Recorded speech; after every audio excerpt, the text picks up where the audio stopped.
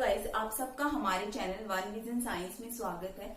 आज की वीडियो में हम किरचॉफ इक्वेशन के सेकंड पार्ट के बारे में डिस्कस करेंगे, जो कांस्टेंट प्रेशर पर एंथैल्पी के रिस्पेक्ट में जो किरचॉफ इक्वेशन का समीकरण आता है, हम उसको डिराइव करने की कोशिश करेंगे। इसके फर्स्ट पार्ट में हमने डिस्कस किया था कि कांस्टेंट वॉल्यूम पर किरचॉफ इक्वेशन क्या आती है ना। तो ये वाला कांस्टेंट वॉल्यूम पर किरचॉफ इक्वेशन था, जो मैं अपनी पहले वीडियो में समझा चुकी हूँ, तो आप वो जाके जरूर देखिए। हम इसका नेक्स्ट पार्ट कांस्टेंट प्रेशर पर किरचॉफ इक्वेशन को डिराइव करेंगे आज।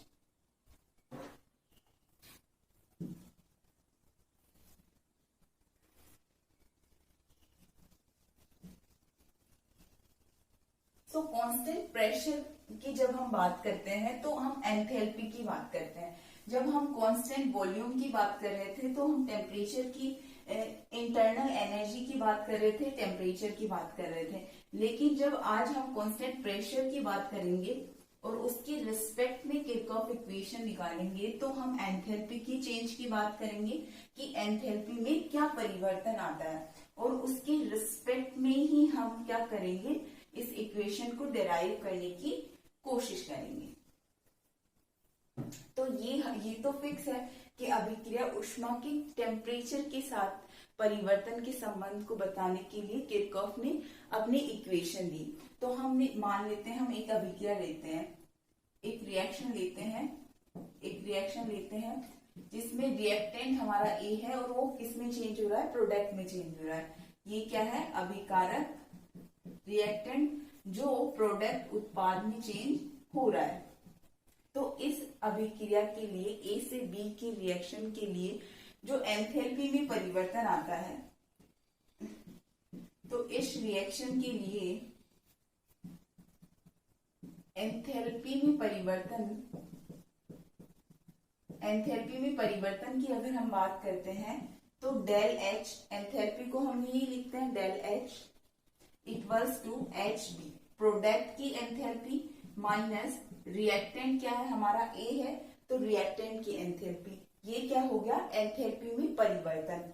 ये हमारी इक्वेशन फर्स्ट बना लेते हैं।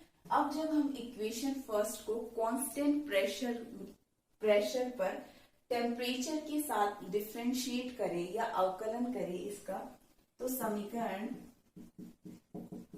एक का स्थिर दाब पर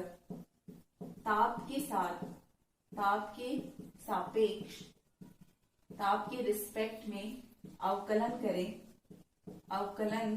करें, तो ये वाली इक्वेशन कैसी हो जाएगी। अवकलन का मतलब क्या होता है, कल भी मैंने बताया था, डी अपॉन डी टी से आप क्या कर दोगे, मल्टीप्लाई कर दोगे। डी अपॉन डी टी क्या है, एक ऑपरेटर होता है। जैसे मैं बता सकती हूँ आपको, जब हम रूट निकालते हैं किसी भी चीज का, तो उस पर ऐसा साइन लगाते हैं, तो वो एक क्या है, ये एक ऑपरेटर है। जैसे इसके नीचे क्या लिख दो आप, 16 लिख दो, तो ये किसका रूट हो गया, 4 का रूट हो गया। तो इसी तरीके से जब हम अवकलन करते हैं तो इस ऑपरेटर का यूज करते हैं, और जब हम अवकलन करते हैं तो उससे एक रिजल्ट निकल के आता है ना। तो D upon D T del H, हम बात कर रहे हैं कांस्टेंट प्रेशर पर, मतलब स्थिर दाब पर। हमारा दाब क्या है, फिक्स है। D H B upon D T P minus D H A upon D T P, constant pressure पर। तो ये हमारी एक इक्वेशन निकल के आई। तो जब हम बात करते हैं कि एंथैल्पी में चेंज, ताप के साथ एंथैल्पी में स्थिर दाब पर चेंज की जब बात करते हैं, तो उसको भी हम क्या बोलते हैं, ऊष्माधारिता। मतलब कि अगर मैं प्रेशर को तो किसी भी बीकर में जिसमें रिएक्शन करवा रही हूँ, उसमें प्रेशर को क्या कर दूं, फिक्स कर दूं, प्रेशर को फिक्स कर दूं, और उसके साथ उसका टेम्परेचर बढ़ाऊं, तो उसकी एंथैल्पी में क्या परिवर्तन आता है, इसको हम क्या बोलते हैं, ऊष्माधारिता। ऊष्माधारिता मतलब ऊष्मा धारण करने की क्षमता। हम क्या कर रहे हैं, प्रेशर को कांस्टेंट ले रहे हैं, तो सी पी हो जाएगा, मतलब कांस्टेंट प्रेशर पर ऊष्माधारिता, स्थिर दाब पर ऊष्माधारिता। तो इसको मैं क्या लिख सकती हूँ, उत्पाद के लिए ऊष्माधारिता C P B minus C P A लिख सकती हूँ, del D del H upon D T at constant pressure. तो ये C P B minus C P A क्या हो गया, उत्पाद में ऊष्माधारिता और अभिकारक की ऊष्माधारिता क्या हो गया, ऊष्माधारिता में परिवर्तन के रूप में लिख सकते हैं। तो मैं इसको क्या लिख सकती हूँ, डेल सी पी ऐसे लिख सकती हूँ ना। चेंज की बात कर रहे हैं, डेल का मतलब क्या होता है, परिवर्तन की बात कर रहे हैं हम। अब मैं क्या करती हूँ, इस Cp से dt को मल्टीप्लाई कर देती हूँ, del d del h dt upon constant pressure. तो इस dt, ये हमारे पास इक्वेशन है डेल Cp, इस dt को मैं उधर मल्टीप्लाई कर दूंगी तो क्या आएगा, डेल Cp dt आएगा, ये वाली इक्वेशन प्राप्त होगी। तो ये Cp हमारे पास, अगर हम टेम्परेचर की कम परास लेते हैं, परास का मतलब क्या होता है, अगर टेम्परेचर में चेंज या परिवर्तन हम कम लेते हैं, जैसे कुछ भी मान लो 2 डिग्री सेंटीग्रेड से अगर 4 डिग्री सेंटीग्रेड ले रही हूं, तो इसमें चेंज क्या है, कम है, परास क्या है, इसकी लिमिट्स क्या है, कम है। तो ये क्या होता है, Cp कांस्टेंट हो जाता है, ये नियतांक के रूप में रहता है, कांस्टेंट या नियतांक के रूप में रहता है, कांस्टेंट या नियतांक के रूप में रहता है। तो इसका क्या करती हूँ, इक्वेशन 2 बना लेते हैं। अब इक्वेशन 2 का हम समाकलन या इंटीग्रेशन करते हैं। समीकरण 2 का समाकलन करने पर, समाकलन का साइन है ये, साइन ऑफ इंटीग्रेशन बोलते हैं इसको, d डेल h, इसका लिमिट्स लेंगे h1 से h2, मतलब एंथैल्पी 1 से एंथैल्पी 2, फिर sign of integration del Cp dt, temperature की लिमिट्स लेंगे T1 से T2।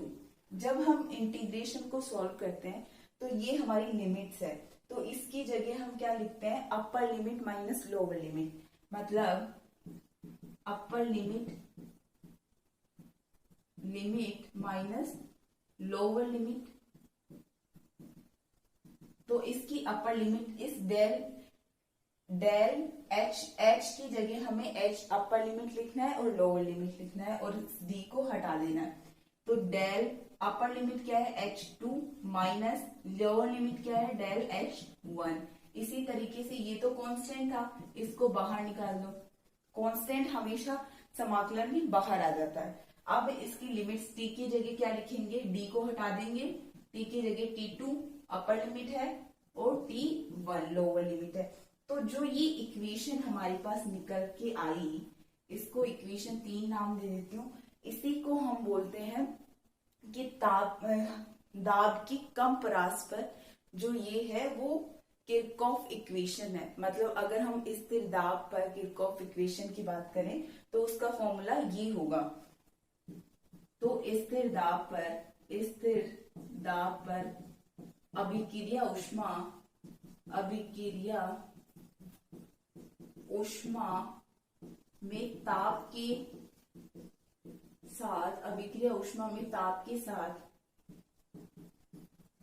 परिवर्तन ज्ञात करने की किरचॉफ समीकरण है। कौन सी, इक्वेशन 3। स्थिर दाब पर अभिक्रिया ऊष्मा में ताप के साथ परिवर्तन को अगर हम ज्ञात करने के लिए इक्वेशन लगाए तो वो क्या होगी, इक्वेशन 3 होगी।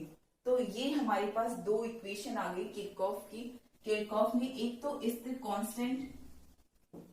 कांस्टेंट वॉल्यूम पर या स्थिर आयतन पर अगर हम किरचॉफ इक्वेशन की बात करें तो del E2 minus del E1 equals to del CV T2 minus T1।